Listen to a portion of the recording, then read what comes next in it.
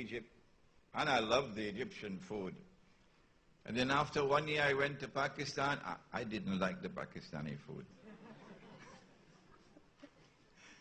But I became the student of Maulana Fadlur Rahman Ansari rahimahullah at the Alimia Institute of Islamic Studies. And after a few months, we were the first students. He organized the first grand public function so that Karachi and Pakistan could see Alimia Institute. And we had to give our talks in different languages, and I had to give mine in Spanish. In those days, I could speak a little bit of Spanish. But Maulana then gave his address, the first one that I heard from him in Pakistan. I had heard him here in Trinidad. And I want to take you back to that address of his.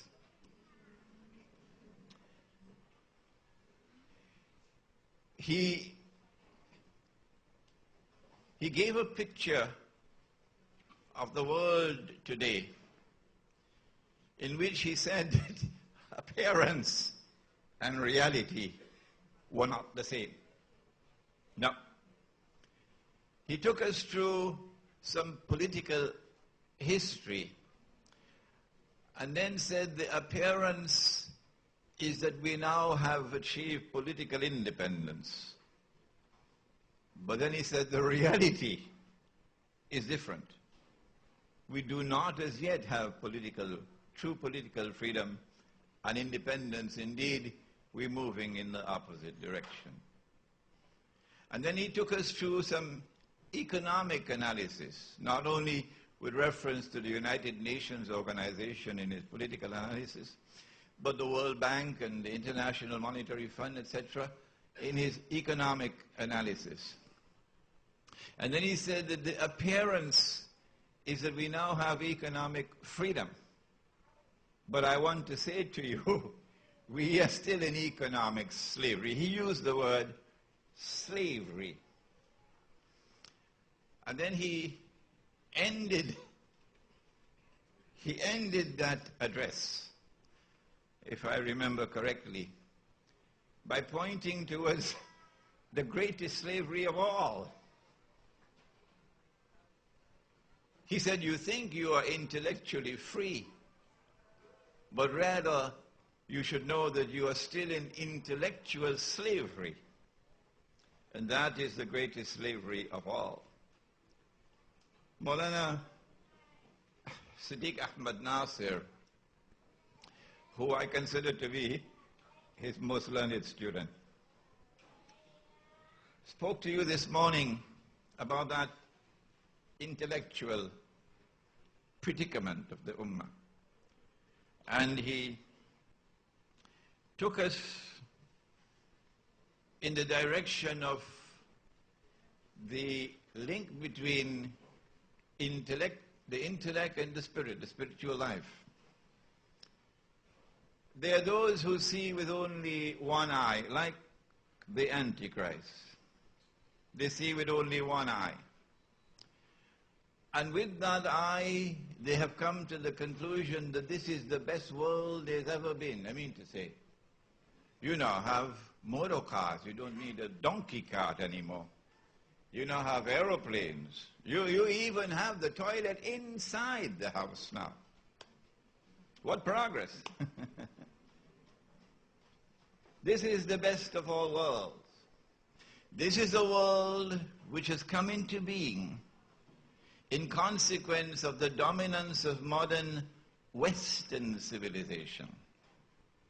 A civilization which has been produced by a strange and a mysterious alliance, rapprochement, an alliance between European Christians and European Jews.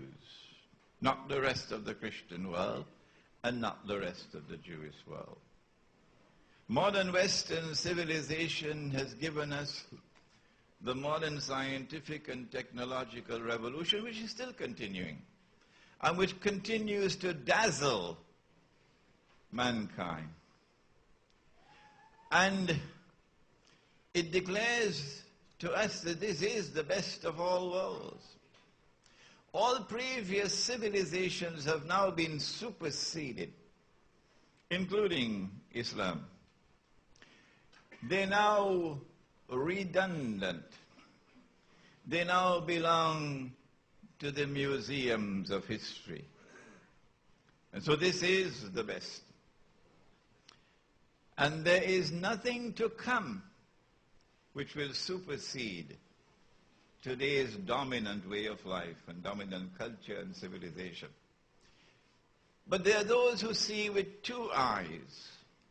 Dajjal, the false Messiah, the Antichrist, sees with one. But there are those who see with two eyes, not only the external eye, with which we have the capacity for external observation, but also the internal eye, the eye of the heart.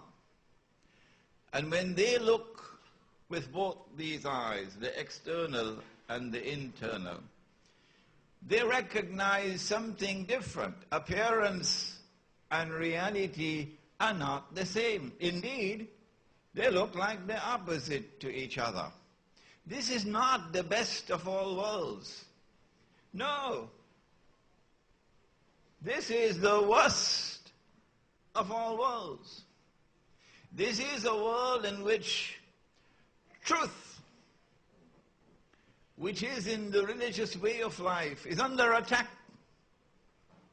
Those who control the world today are waging war on the religious way of life. Those who control the world today are reducing religion to something that is for the museums of history.